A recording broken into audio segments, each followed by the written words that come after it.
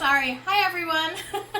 My name is Larnie Mulvey. I am the founder and CEO of Strong and Mighty, Strong Mind, Able Body here in the Chicago area. I use powerlifting as an analogy to help build and empower women to embrace their strengths, to harness their power and their strength. So why do I use powerlifting as an analogy? That's a great question. You're not here to learn about powerlifting. That's a totally different conversation. But I want you to imagine this. If you've never been to a powerlifting competition or have met anyone that's been a powerlifter, we have to wear a singlet, which is a one-piece, really tight bathing suit-like fabric. And it shows every curve, every panty line, everything you could possibly imagine.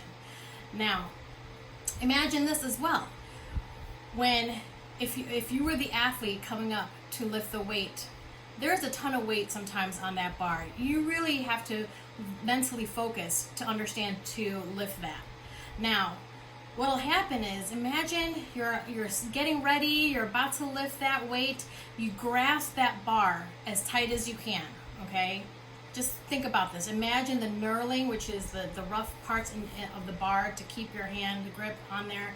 Imagine that knurling digging into your hand. You take that deep breath and then you lift that weight, okay? Now, sometimes as an athlete, sometimes the weight goes up, sometimes it doesn't, okay? Now imagine that weight and use that weight and imagine that weight as that weight of low body image, bad self-esteem, low confidence. That weight can weigh heavily on your mind.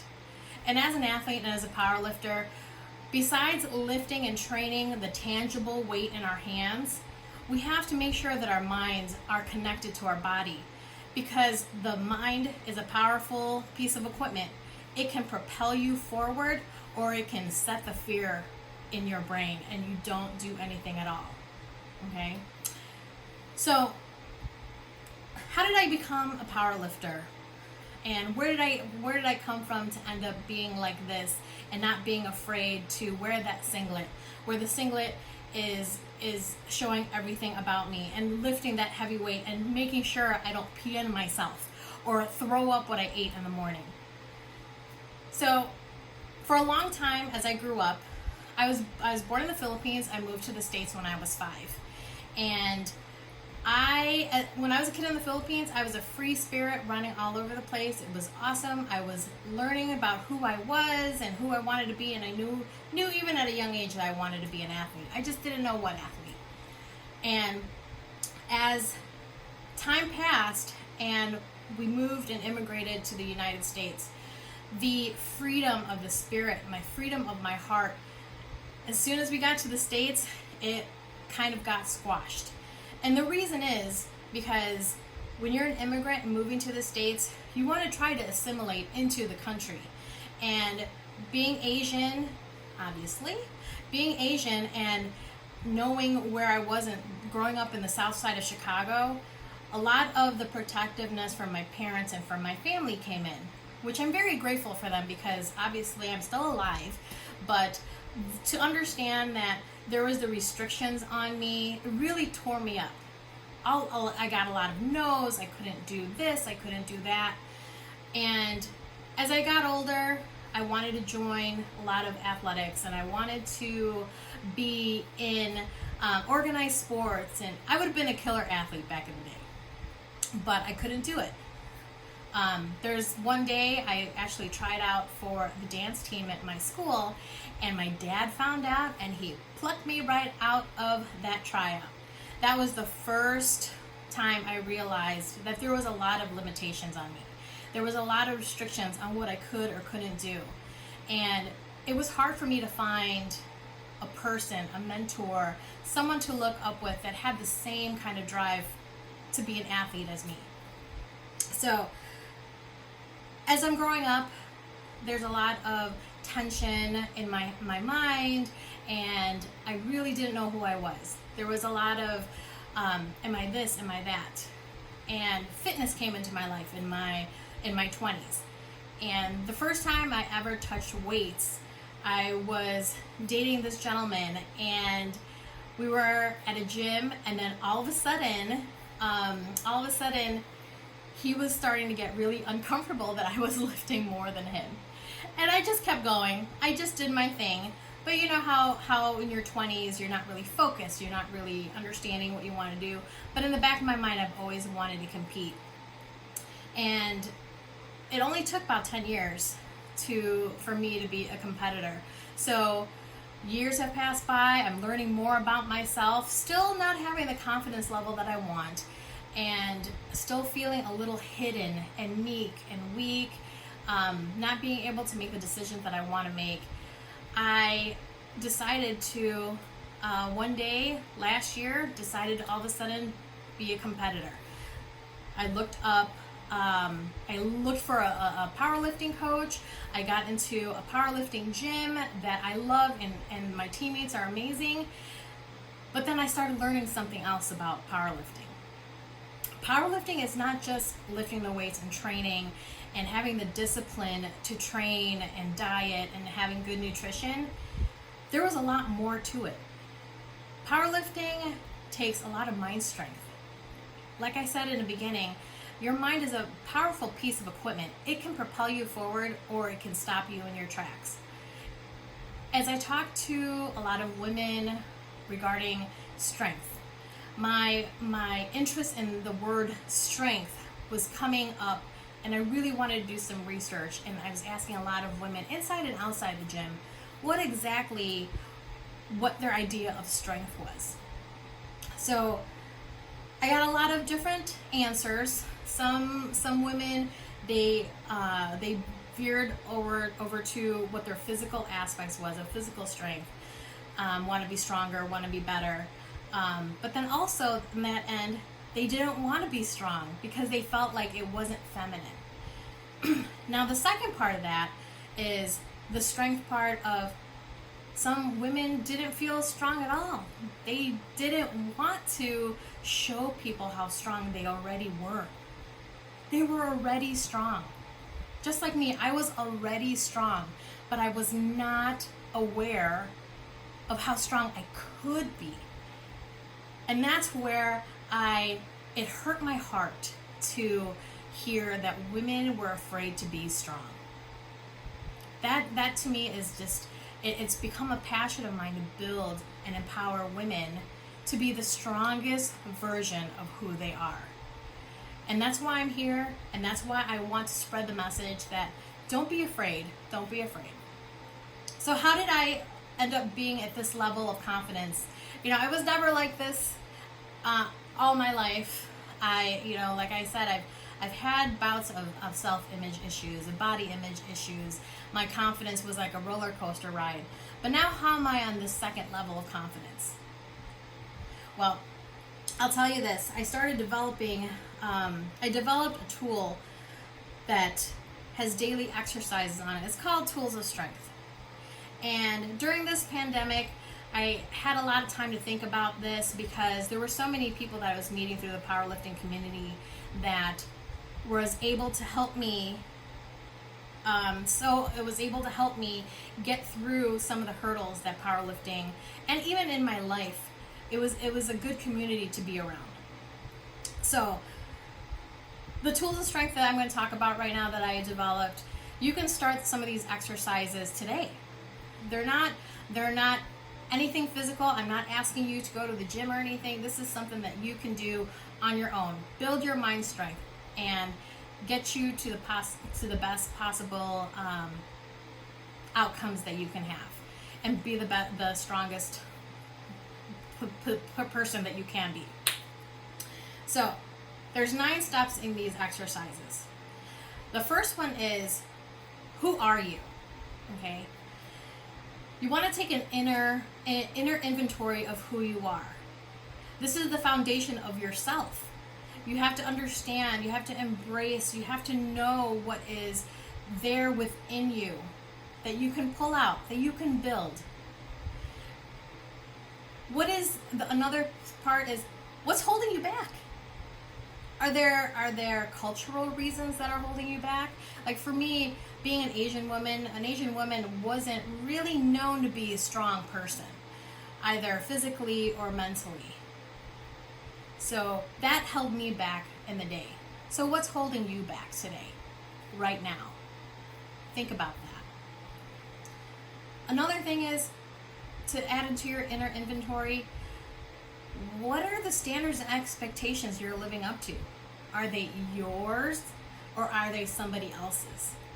Because if they're somebody else's standards and expectations, I don't know if you can rely on that as a good guide to know who you are.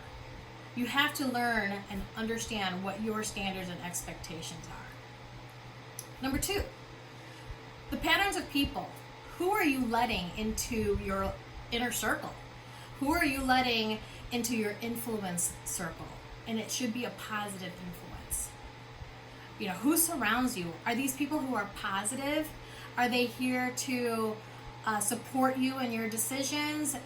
You know, they don't really have to be supportive when it comes to like crazy decisions, but trust the ones that are saying, hey, you know what? You might kill yourself if you do that. Okay? So who surrounds you? What are the negative and positive relationships you have? Are you aware of those kinds of relationships that you have with people? It could be your friends, it could be your family, it could be your significant other. And are those people the ones that are going to support you? Are they building you up? Are they adding a positive vibe to your circle? So you want to identify those people and know your support group. Excuse me. Number 3, have patience. Patience is one of the virtues that I struggle with all the time. I ask for help through God above to help me have patience all the time. But you have to believe in yourself. You have to believe in yourself and you have faith in yourself. You have to believe that you have the strength inside you that you can build. You have to be able to build that strength and pass it along to your community and your friends. What positive habits are you putting yourself through?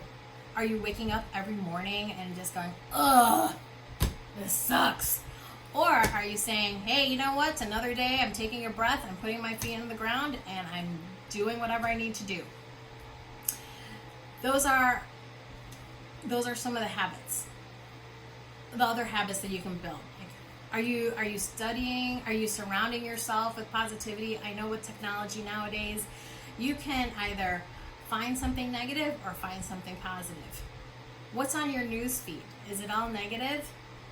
These are the habits that you have to understand that really subconsciously bring a light into you. Are you listening to positivity? I like to listen to podcasts that are women supportive, positive thinking, because who wants to be a negative thinker? Are you seeing positive all around you? Are you surrounded by people who are also negative? You know, you don't want that in your circle. Patience is like powerlifting. It takes a lot of practice. It takes a lot of talking to yourself as well. But it really takes time to get your positive thinking rolling. And once you start, or when you start being aware of what you're thinking, you can change that in a heartbeat. Especially when it starts to like dive into the negative, you can go into the positive. So number 4, what are your power words? Okay. Do or do not, there is no try. Yes, I know that's a Yoda quote. I like Star Wars just like everybody, well, some people. But when I heard that for the first time, oh my gosh, that sticks to me a lot. To me, try is one of those words, it's a wishy-washy word. I'm going to try to do it. It's not a dedicated word. It's either I will, I have, I can. So try not to give yourself those wishy-washy words. Command those words and then it will stick in your head. Shoulda, woulda, coulda. How many of you always, oh, I should have done this. I could have done that. Well, I would have done this if. Again, those are, I call those the regret words. Because if you're using shoulda, woulda, coulda, the opportunity has passed. And now you're regretting that you didn't take the opportunity. Use the words that will propel you forward. Use the words that will give you the positive movement forward. I can, I am, I will, I have, I am going. Those are the positive words. Those will propel you forward. Number 5, comparison is the thief of joy. How many people have heard that quote in their lifetime? I've just heard it maybe like 2 or 3 times in this past year. But if it's repetitive, it must be important. Social media, it's easy to use your social media scrolling to compare yourself to whoever. So through Twitter, through Facebook, through Instagram, there's always going to be that person, that image where you're just like, I can be like that, or I can't be like that, or why am I not like that? Don't compare yourself to other people's standards. You are your own standard. You are your own expectation. Okay? What you see on Instagram and all the social media things, sometimes those are unreal expectations, especially for yourself. If they're not meant for you, and that person is doing something that you want to do, you can aspire to do it, but make sure that the standard is what you want to do, okay, and not anybody else's. So number 6, this is one of my favorite ones. This is your body's language. Not your body language. What is your body's language? What are you telling to yourself? What are you telling your body to do? What are you saying out loud to yourself? Are you saying, I am amazing today? I really am. I say that sometimes to myself. Larnie, you're amazing. But what are you silently saying? There are also some of those silent sabotaging words that you may not hear it, but you think it. When I compete and I get to a bar, I always tell myself, I got this. Or I say, come on, Larnie, come on. Because I have to tell myself that I'm going to do this lift. If I don't do that, if I don't yell at myself or give myself my own support, who else is going to do it? Use your voice. Use your voice to project your belief to yourself.